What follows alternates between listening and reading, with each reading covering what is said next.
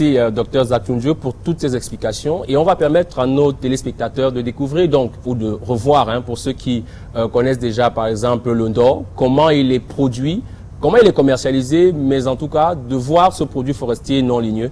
C'est Estelle Nyangono et Brice Fotso qui sont allés voir les productrices, les cultivateurs du Ndor et nous ramènent ici un reportage que vous allez, je l'espère, déguster.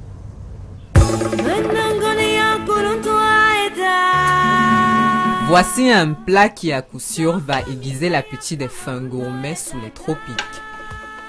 Cette recette, dénommée un fiang Ndor, est faite à base d'amandes de mangue sauvage de l'Ivirginia gabonensis, un arbre tropical. Un véritable trésor culinaire, mais aussi de la pharmacopée traditionnelle car ses vertus sont nombreuses. Sa réputation va au-delà de nos frontières, sa collecte fait l'objet de toutes les convoitises. Une convoitise justifiée, car l'Organisation des Nations Unies pour l'alimentation et l'agriculture, en abrégé FAO, estime à plus de 4 milliards de francs CFA la valeur totale des amandes de la mangue sauvage au Cameroun. Quel est donc ce fruit magique qui mobilise tant et fait vivre des familles entières? Comment le produit-on? Quelles en sont les vertus? L'équipe de stratégie est allée mener l'enquête Andelesse à la découverte du Ndor, le doux chocolat qui vient du sud Cameroun.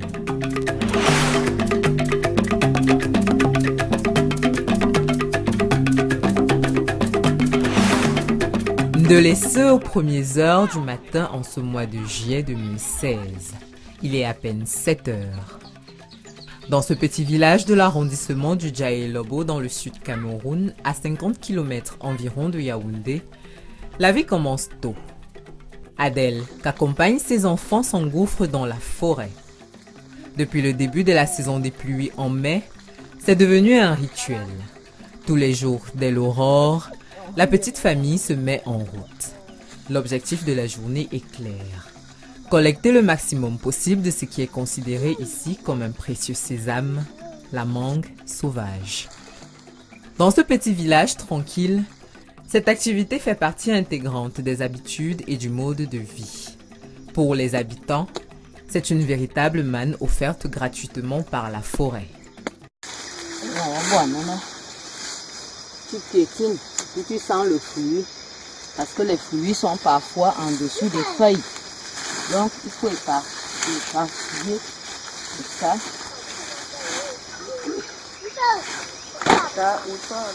Ici, comme dans la plupart des zones forestières du Cameroun, l'activité de collecte des mangues sauvages est une affaire de toute la famille.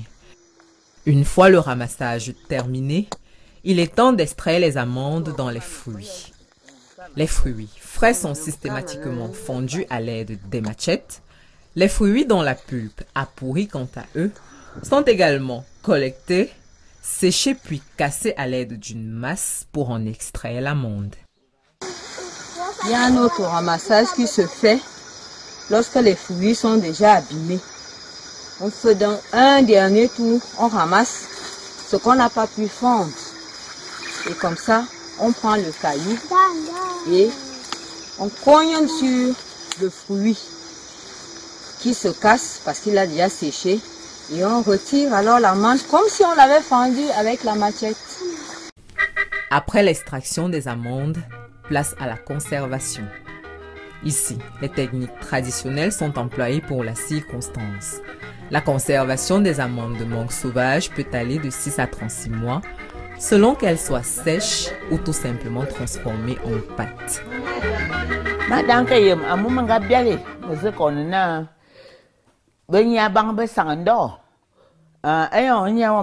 Quand je suis née, mes parents menaient déjà l'activité de collecte de l'amande sauvage. Ma mère m'y a initié. On les séchait sur une étagère au-dessus du feu, au lieu de les sécher au soleil comme on le fait aujourd'hui. Si la collecte s'avère fructueuse, l'on conservait une partie des amandes et l'autre partie était transformée en pâte. Comme ma mère avait beaucoup d'enfants, la pâte des amandes de mangue sauvage était distribuée entre mes frères et moi.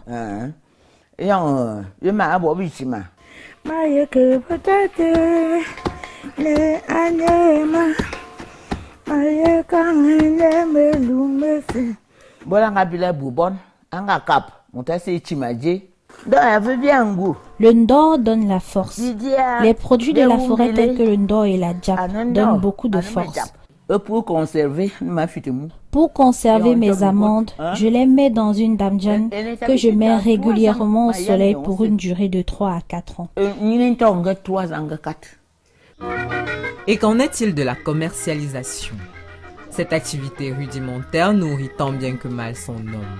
Ce malgré l'anarchie qui rythme le processus d'achat des amandes auprès des populations collectrices. Depuis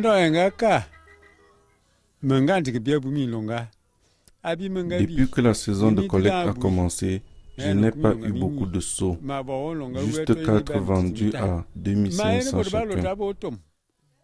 Je vends mes amandes aux vendeurs à la criée et chacun a son prix d'achat. La vente du ndor m'a permis de me soigner, d'acheter le nécessaire pour ma maison et de financer les activités de mes enfants. Soucieux de nous imprégner du processus de commercialisation des amandes de mangue sauvage, nous quittons le Djaelobo pour nous rendre dans la Mbila, plus précisément à Ebolova, capitale régionale du Sud Cameroun.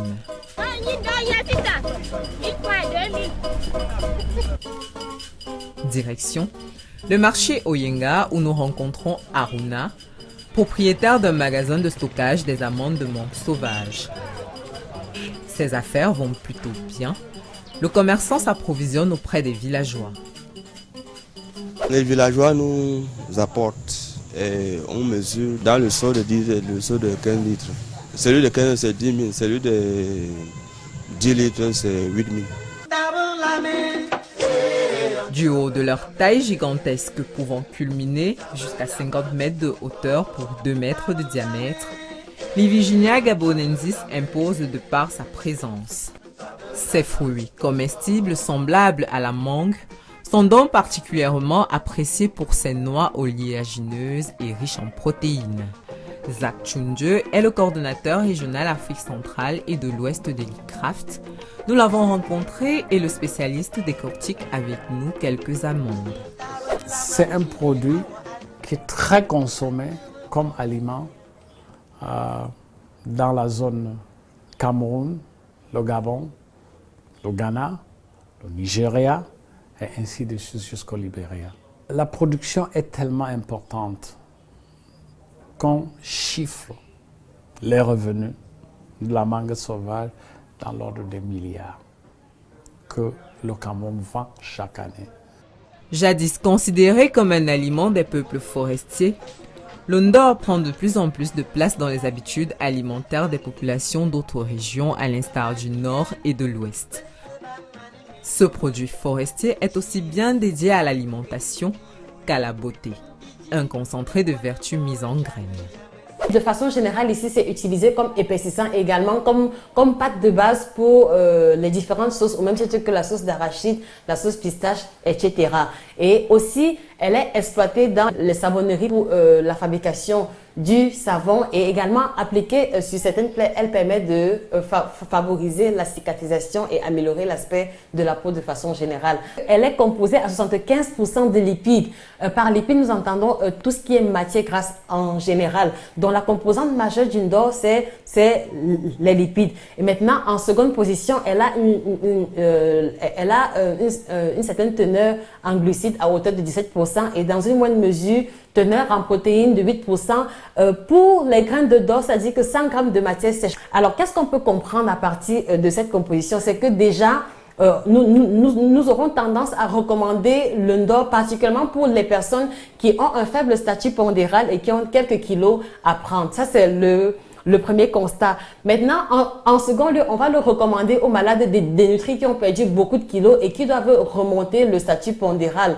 Voilà. Et également, on va recommander la forte consommation du ndor à toutes les personnes qui se dépensent beaucoup physiquement à travers les travaux champêtres, sportifs de haut niveau, ou alors ceux qui se dépensent beaucoup physiquement de façon générale parce que justement, la teneur en lipides va constituer la seconde source d'énergie.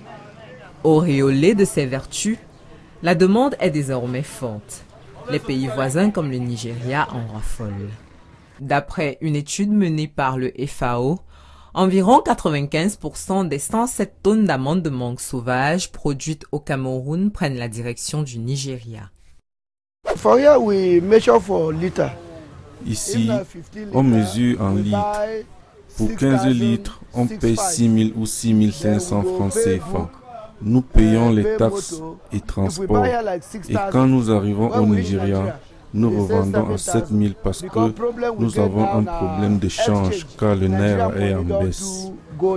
La Guinée équatoriale et le Gabon ne sont pas en reste, d'autant plus que nous ne partageons pas seulement les frontières, mais aussi plusieurs habitudes de consommation, une affaire de Bantou. Nous allons justement nous rendre dans une ville carrefour de nos 3 contrées, Ambam, dans la vallée du Ntem. C'est ici au marché mondial d'Abamingkor, à la frontière que partagent le Cameroun, la Guinée équatoriale et le Gabon, que se commercialise la majeure partie des amandes de mangue sauvage collectées en territoire camerounais. Ici, une activité commerciale s'y est développée, entraînant des bénéfices énormes. L'amande de mangue sauvage a su se frayer un chemin au marché mondial d'Abamingkor, où équato-guinéens et gabonais viennent se procurer le doux chocolat. D'ici, 300 000 kg au moins d'amandes de mangue sauvage sont exportés chaque année vers ces pays frontaliers, malgré les tracasseries qui prévalent entre les acteurs de la dite filière et l'administration forestière au Cameroun. Nous nous procurons à Ebolova, dans le Cameroun, pour venir vendre aux Gabonais. Ce sont nos clients là-bas. Ça part de 500 à 1000 francs, 2000, 2500, voire même 5000 transformés. Et le non transformé, ça peut aller de 1000 francs, 2000, 5000, 10 000. Le gouvernement doit faire quelque chose parce que là où nous sommes, même là, il y a les gens des eaux et forêts qui nous demandent de payer les taxes. Les taxes sur nos marchandises. Parce qu'ils disent que ce sont des produits non lignés. Et que la forêt est pour le gouvernement qu'on paie les taxes. Donc on n'arrive même pas à joindre les deux bouts.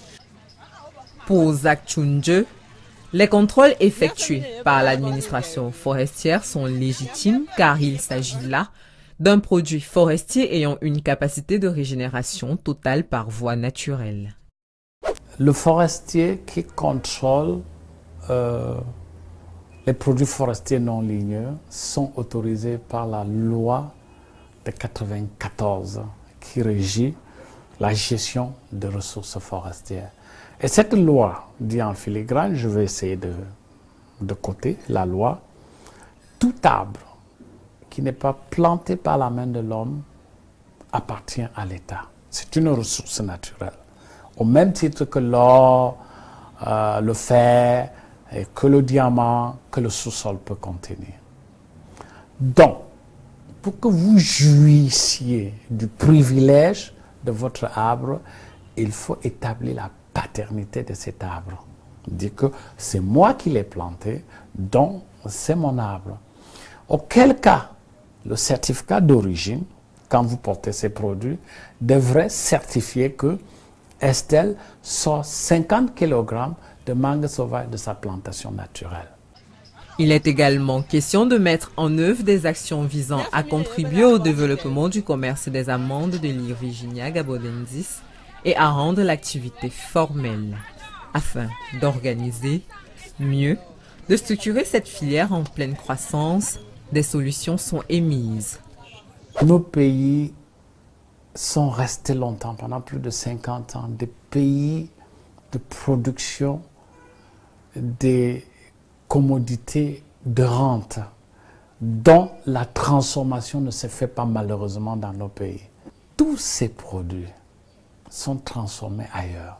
Mais c'est nous qui produisons. Mais nous sommes absents dans la chaîne de valeur.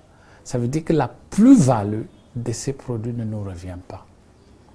Par contre, si nous permettons à nos populations rurales de produire plus ce qu'ils consomment, ils deviendront moins vulnérables lors de la fluctuation des prix des commodités de rente sur le marché international.